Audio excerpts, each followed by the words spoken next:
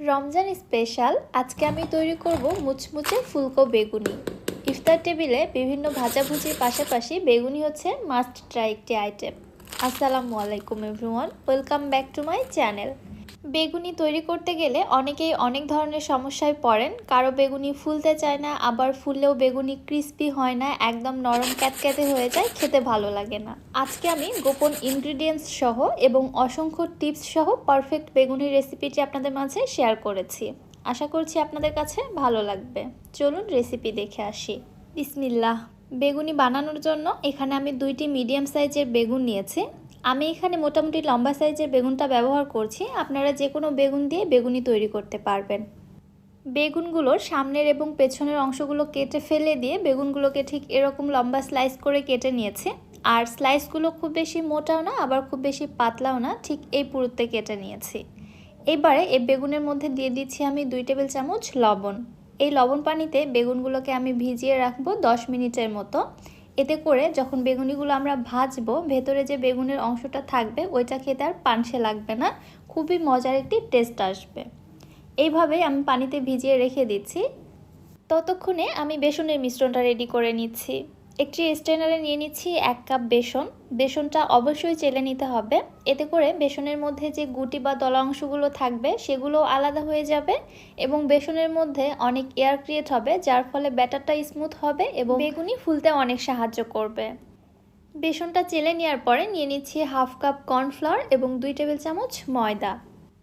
কর্নফ্লাওয়ারের পরিবর্তে বেগুনিতে চালের গুঁড়াও ব্যবহার করা হয়, তবে আমি সবথেকে ভালো রেজাল্ট পেয়েছি কর্নফ্লাওয়ার ব্যবহার করে। আর এখানে ময়দাটা কিন্তু অবশ্যই ব্যবহার করতে হবে, এটাই কিন্তু গোপন ইনগ্রিডিয়েন্টস। সব উপকরণগুলো চেলে নেওয়ার পরে একটি হ্যান্ড হুইস্ক দিয়ে আমি সব কিছু ভালোভাবে একসঙ্গে মিশিয়ে নিচ্ছি, যেন কোথাও দলা বা লাম্পস না থাকে। এইবারে আমি এর মধ্যে দিয়ে দিচ্ছি 1/2 চা চামচ রসুন গুঁড়া, 1/2 চা চামচ দিচ্ছি আদা গুঁড়া, 1/2 চা চামচ ভাজা জিরার গুঁড়া, 1 টেবিল চামচ শুকনা মরিচের গুঁড়া, 1/2 চামচ হলুদের গুঁড়া। সাথে আমি এখানে 1 চামচ লবণ দিয়েছিলাম স্বাদ মতো, যেটা ক্যামেরাবন্দি হয়নি। এইবারে এই সব কিছু আমি খুব ভালোভাবে একসঙ্গে মিশিয়ে নিচ্ছি, যেন শুকনো মশলাগুলো কোথাও দলা বেঁধে না থাকে।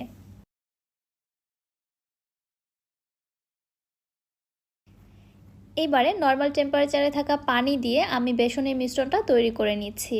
এই ব্যাটার তৈরির ক্ষেত্রে পানি একবারে বেশি ঢেলে দেওয়া যাবে না, তাহলে ব্যাটারটা স্মুথ হবে না। অবশ্যই অল্প অল্প করে পানি অ্যাড করে দিয়ে ফার্স্টে একটি ঘন ব্যাটার তৈরি করে নিতে হবে। এতে করে ব্যাটারের মধ্যে কোনো লাম্পস থাকবে না, ব্যাটার যেমন সফট হবে তেমনি আমাদের ফেটিয়ে নিতেও সুবিধা হবে।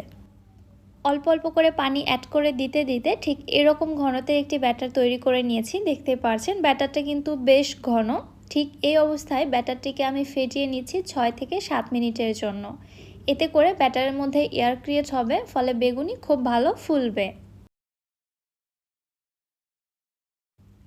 প্রায় 6 থেকে 7 মিনিট ফেটিয়ে নেওয়ার পরে ব্যাটারটি ঠিক এরকম পজিশনে চলে আসছে। দেখতেই পাচ্ছেন ব্যাটারের ঘনত্বটা এখনও বেশ ঘন। আমি এর মধ্যে আরও সামান্য কিছু পানি অ্যাড করে দিয়ে একদম পারফেক্ট কনসিস্টেন্সির একটা ব্যাটার তৈরি করে নিচ্ছি।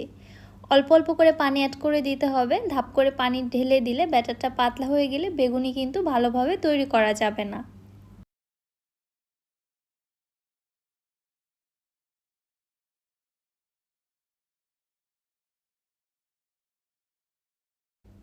বেগুনি তৈরি করার জন্য বেগুনির ব্যাটার অলমোস্ট ডান। বেগুনির ব্যাটারের কনসিস্টেন্সিটা কেমন হবে আমি সেটা এবার আপনাদের একটু বুঝিয়ে দিচ্ছি। আমি আমার হাতের একটি আঙুল ব্যাটারের মধ্যে ডিপ করে নিচ্ছি। আঙুলটা ওঠানোর পরে দেখুন হাতের আঙুল থেকে ব্যাটারটি কিন্তু ছিঁড়ে ছিঁড়ে পড়ছে। আর আমার আঙুলে দেখুন ব্যাটারটা কিন্তু খুব ভালোভাবে কোটিং হয়ে আছে। ঠিক এরকম কনসিস্টেন্সির একটা ব্যাটার তৈরি করে নিতে হবে। এবার এর মধ্যে দিয়ে দিচ্ছি আমি 1 চামচ বেকিং পাউডার। বেকিং পাউডারটা আগে ব্যবহার না করে বেগুনি ভেজে নেওয়ার ঠিক আগ মুহূর্তে মিশিয়ে নিলেই খুব ভালো হয়। বেগুনি তৈরির ক্ষেত্রে আমি কখনোই বেকিং সোডা ব্যবহার করি না, আমি অল টাইম বেকিং পাউডারটাই ব্যবহার করে থাকি। সো আমার মতো পারফেক্ট বেগুনি তৈরি করতে চাইলে আমার প্রত্যেকটি টিপস আপনাদের মনোযোগ সহকারে ফলো করতে হবে। বেগুনির ব্যাটার রেডি হয়ে গিয়েছে, এক সাইডে রেখে দিচ্ছি। এবার অন্যদিকে যে বেগুনের স্লাইসগুলো আমি পানিতে ভিজিয়ে রেখেছিলাম, এবারে বেগুনের স্লাইসগুলোকে আমি পানি ঝরিয়ে উঠিয়ে নিচ্ছি। পানি ঝরিয়ে একটি স্ট্রেনারে রেখে দিচ্ছি অতিরিক্ত পানিটা ঝরে যাওয়ার জন্য। এবারে এখান থেকে একটি করে বেগুনের স্লাইস নিয়ে আমি বেসনের ব্যাটারের মধ্যে কোটিং করে নিচ্ছি। আপনারা চাইলে বেগুনের স্লাইসগুলোকে টিস্যু দিয়ে মুছেও নিতে পারেন। বেগুনের গায়ে যদি অতিরিক্ত পানি লেগে থাকে তাহলেও কিন্তু ব্যাটারটা ভালোভাবে কোটিং হতে চাইবে না, এজন্য পানিটা খুব ভালোভাবে ঝরিয়ে নেবেন। ব্যাটারের সঙ্গে কোটিং করার পরে বেগুনের স্লাইসগুলোকে আমি সঙ্গে সঙ্গে তেলের মধ্যে দিয়ে দিচ্ছি। তেলের মধ্যে দেওয়ার পরে চারো সাইড থেকে গরম তেল উঠিয়ে আমি বেগুনির উপরে দিয়ে দিচ্ছি। এতে করে বেগুনি একদম ফুলে টইটম্বুর হয়ে যাবে। একটি বেগুনি যখন এরকম ফুলে উঠবে দেন তারপরে আরেকটি বেগুনি তেলের মধ্যে ছাড়বেন। এইভাবে প্রত্যেকটি বেগুনি ভেজে নিতে হবে। আর চুলার হিট রাখতে হবে মিডিয়ামে। চুলার হিট যদি সঠিকভাবে মেনটেন না করা হয় সেই ক্ষেত্রেও কিন্তু বেগুনি ফুলতে চায় না। দেখতেই পারছেন একটি বেগুনি ফুলে ওঠার পর দেন তারপর কিন্তু আমি পরবর্তী বেগুনিটি তেলের মধ্যে ছাড়ছি। সব সময় 5 থেকে 6 মিনিট হাতে সময় নিয়ে বেগুনি ভেজে নেওয়ার চেষ্টা করবেন, এতে করে বেগুনি খুবই ক্রিস্পি হবে। বেগুনি তেল থেকে ওঠানোর পরে প্রায় 1 থেকে 1.5 ঘন্টা পর্যন্ত বেগুনি এরকমই ক্রিস্পি থাকবে। বেগুনি ফুলে ওঠার পর খুব দ্রুতই যদি আপনি তেল থেকে বেগুনি উঠিয়ে নেন ওই ক্ষেত্রে বেগুনি ফুলকোও থাকে না আর ক্রিস্পি হওয়া তো থাকলেও দূরের কথা। এই জন্য চুলার হিট মিডিয়াম টু লোয়ের মাঝামাঝি রেখে বেগুনিগুলোকে সময় নিয়ে ভেজে নিতে হবে। আমি প্রায় 6 থেকে 7 মিনিট সময় নিয়ে বেগুনিগুলোকে ভেজে নিয়েছি। দেখতেই পাচ্ছেন যেমন সুন্দর কালার চলে আসছে আর বেগুনিগুলো কত বেশি ক্রিস্পি হয়েছে আপনারা তো বুঝেই গেছেন।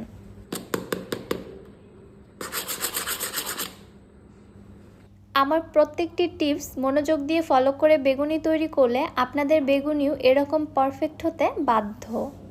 এইভাবে বেগুনি তৈরি করলে বেগুনি এত বেশি মজা হবে, এমন মজার বেগুনি আপনারা বাহিরেও কোথাও কিনতে পারবেন না, কিন্তু ঘরে খুব সহজেই তৈরি করে নিতে পারবেন। বেগুনিগুলো কত বেশি ফুলকো এবং ক্রিস্পি হয়েছে জাস্ট দেখুন। ভিডিও করতে করতে বেগুনিগুলো কিন্তু টোটালি ঠান্ডা হয়ে গিয়েছে, তারপরেও দেখুন বেগুনিগুলো কত বেশি ক্রিস্পি। আশা করছি রেসিপিটি আপনাদের কাছে ভালো লেগেছে। রেসিপি ভালো লাগলে যারা আমার ইউটিউব চ্যানেল থেকে ভিডিও দেখছেন চ্যানেলটি সাবস্ক্রাইব করে দিবেন, আর যারা ফেসবুক পেজ থেকে দেখছেন পেজটিতে লাইক অথবা ফলো দিয়ে দিবেন। আজকের মতো বিদায় নিচ্ছি। আল্লাহ হাফেজ।